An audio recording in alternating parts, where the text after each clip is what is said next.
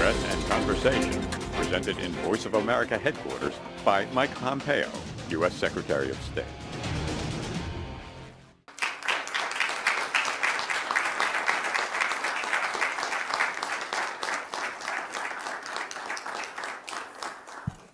Thank you. Good afternoon, everyone.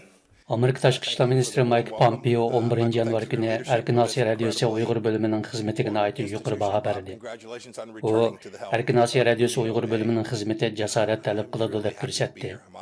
Pompeo bu so'zlarni Trump hukumatining tashqi siyosati, Amerika ovozi radiosining vazifasi, uning Xitoy, Eronga o'xshash diktator davlatlardagi xalqlarning ovozini namoyon qilish jihatdagi roli to'g'risida Amerika ovozi radiosida so'zlagan nutqida tilga oldi. I also want to pay tribute to members of the other radio services who are here and listening. The only Uyghur language news service in the world is run by RFA. You've told everyone who will listen, indeed some who didn't want to, the truth. O mundaq dedi. Men bu yerdagi boshqa radiolarga hurmatimni bildiraman. Dunyodagi Uyg'ur tilida beriladigan birdan-bir anglatish Erkin Asiya radiosining qarmog'ida tarqatiladi. Sizlar anglashni xohlaydigan barliq kishilarga Xitoy Kompartiyasining Xinjiangda o'z fuqarolariga qarshi sodir qilayotgan vahshiyliklarini anglatdinglar.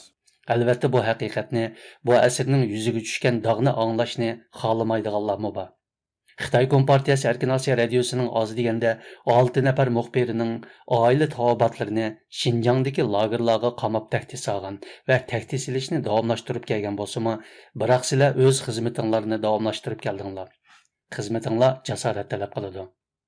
Pompeo Erkin Asiya radiosi Uyg'ur bo'limining xizmatini muayyanlashtirish bilan bir vaqtda Amerika ovozi radiosining Xitoy qatorliq davlatlardan xizmatchilarni ko'plab qabul qilganligi, bir mezgil o'zining vazifasini unutib, xabarlarining Amerikaning kamchiliklariga markazlashib qolganligini ilgari surib, sizlarning vazifanglar dunyoda demokratiya, erkinlik va Amerika qimmat qarashini olg'a surishdir dedi.